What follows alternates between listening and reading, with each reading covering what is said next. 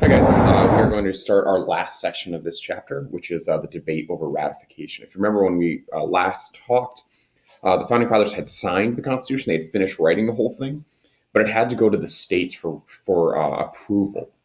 Right, it required two-thirds of the states, 9 of 13, in order for the Constitution to officially become law, replace the Articles, and we will start our new government. But immediately, we really get two sides that emerge, not only at the Constitutional Convention, but also in all of the states. You have the Federalists who support ratification. They want to approve it. They believe that the Constitution was much better than the Articles, and the system of checks and balances that was in place would prevent any kind of abuse of power that we had previously seen. Right? Those are generally your upper class people. They were represented by Washington, Hamilton, Madison, Ben Franklin. They were all supporters of ratification. The group that opposed it were called the Anti-Federalists, and they were led by George Mason. If you remember in our last video, he was the one who said he'd rather cut off his hand than sign the Constitution because it didn't have a Bill of Rights, which I'll talk about. It also included guys like Sam Adams, Patrick Henry, who were worried that the states were going to be dominated by the federal government. And their big concern, like I said, was the Bill of Rights. They were concerned that without a clear list of what rights are guaranteed to Americans, then this government would become tyrannical. So ratification goes to each of the states, and we immediately see this divide happen, right? Delaware is the first to ratify the Constitution pretty easily. 6 days later, Pennsylvania, which is a very big, important, powerful state, they ratify it. Massachusetts, there's a really interesting story about there were a brawl broke out with punches thrown at its convention, but finally approved ratification, became the sixth state. So Massachusetts is really important. And then the ninth state that formally makes the Constitution law is New Hampshire. However, you notice I didn't talk about important states like Virginia or New York. They were not immediately willing to ratify the Constitution, and they had long arguments. If you don't have them, then you really don't have support of the country. So what we get are these debates that emerge over why we should approve it, right? And in Virginia, that debate is led by James Madison. James Madison is the guy who is going to author what you see here, the Federalist Papers. And he, along with Alexander Hamilton, is really going to convince Americans why we should finally have it. And he's, after weeks of arguing against Patrick Henry, James Madison is finally able to get that approved. In New York, which is the home of Alexander Hamilton, he also writes the Federalist Papers. And those were 85 essays published in newspapers under the pseudonym Publius, who was the guy who created the Roman Republic. And finally, after long debates in New York, they are able to actually ratify the Constitution. So every state except Rhode Island at this point has ratified the Constitution. We held an election in November. Very few people vote, but it really doesn't matter. The Electoral College unanimously picks George Washington as its president. It's the only time that's ever happened. But again, to this point, Rhode Island still has not ratified. So the Constitution is law, but Rhode Island really doesn't exist within it yet. And we're going to talk a little bit about its process for ratification. Everybody hated Rhode Island. Remember, they didn't go to the Constitutional Convention because they loved the Articles of Confederation. The Founding Fathers compared it to Sodom and Gomorrah from the Bible. You see the quote from James Madison: "Nothing can exceed the wickedness and folly that rule there." And Rhode Island really was totally unto itself. When the ratification argument happened, there was a public vote. It's called a referendum held, and Rhode Island overwhelmingly shot it down.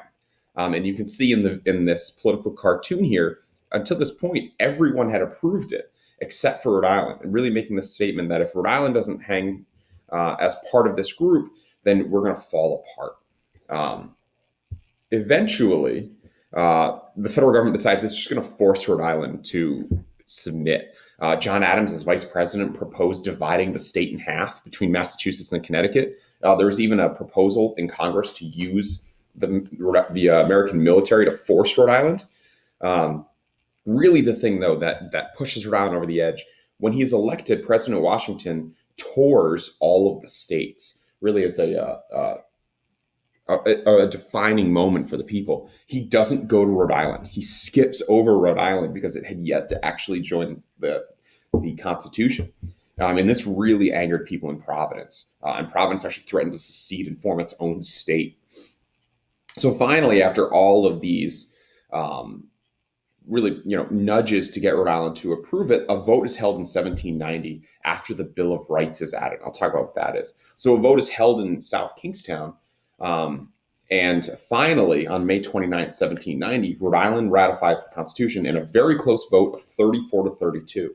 Now, in what can only be described as typical Rhode Island fashion, 3 anti-federalists who would have voted against it were either absent or were late getting there, but they had the vote anyway, just sneaking by getting Rhode Island to approve the Constitution. And finally, Rhode Island becomes the 13th state to join, and we are a united country under the Constitution. But seeing all this divide, the Founding Fathers knew there needed to be some kind of compromise, right? People were calling for a Bill of Rights, a delineated list, a written down list of every right that you are guaranteed as a citizen. So James Madison said, okay, we'll do that. That way we can have a compromise. 12 were proposed. 10 were originally chosen as what we know as the Bill of Rights. Today, there are 27 total amendments. We talked about the congressional method and the conventional method in the last video. But these were guaranteed to protect you as citizens. And I'm going to go through them right now in this visual that kind of pinwheels around and explains each of them very simply. The First Amendment guarantees the protection of 5 freedoms: religion, speech, petition, freedom of assembly, freedom of the press, right? Really only a couple limitations there. You're not allowed to use speech that will cause violence or harm, right? The famous one is no, you can't yell fire in a crowded building. You're allowed to peaceably assemble, no riots, right? But it grants incredible liberties to Americans to really express themselves. The Second Amendment, we all know it as the right to bear arms, but it also allows for the creation of militias, just in case government was becoming too powerful. Now, it doesn't limit what guns are allowed, but in our project that we're going to do on the amendments, we'll see that those are in some way limited by the Supreme Court. The Third Amendment really doesn't apply much, but it's in response to the Quartering Act. Government cannot force you to house soldiers in your home unless a law is passed by Congress. It's never really happened, but just to make sure that, again, the government can't really overrun you. The Fourth Amendment protects you from unlawful search and seizure by the police or by government.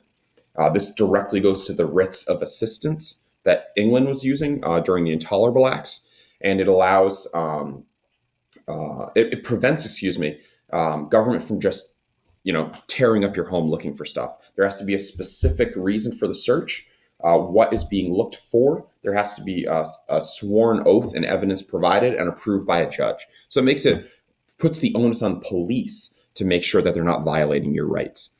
In that same vein, we have the Fifth Amendment, which protects you and guarantees you due process, meaning that there must be a criminal proceeding that is held to make sure you can defend yourself. You also have the right to not incriminate, meaning you don't have to answer questions if it will get you in trouble. And you also have protection from being tried for the same crime more than once. So if you're found not guilty the first time, you can't be tried again. The Sixth Amendment kind of follows the idea of trials and guarantees a speedy trial, meaning it must be done in a appropriate amount of time in the public with a trial by jury of your peers. And you are guaranteed the right to a counsel, which is incredibly important. The government must provide one if you don't have one, and you have the right to confront your accusers and cross-examine them. If you watch Law and Order, you know exactly what I'm talking about. The Seventh Amendment, also one that doesn't really apply all that much, but it's you have the right to a trial by jury in a civil trial. If you sue someone, you could have a trial there with a jury. The Eighth Amendment prevents unreasonable or what we call cruel and unusual punishment, right? And no excessive bail. So if you steal a piece of gum, you can't be sentenced to 10 years in prison and $1 million bail. Like, that's just completely unnecessary. The punishment should reflect the crime. The Ninth Amendment and 10th Amendments, I think, are the most interesting. 9 basically says if it's not written in the Constitution, then it's a right guaranteed to the people and it can't be taken away from you. So that opens up, because the Constitution can't list every single right. So those are guaranteed to you unless prohibited by federal law. The 10th Amendment is the one that's really going to cause the most controversy down the road. And that is the fact that if it's not written in the Constitution, it's up to the states to decide. So things like marijuana in present times, marijuana, gay marriage, death penalty, those are things that aren't listed in the Constitution and are up to states to decide. For the time period we're talking about, the big one is slavery. Slavery is not listed in the Constitution, so it's up to the states theoretically to decide.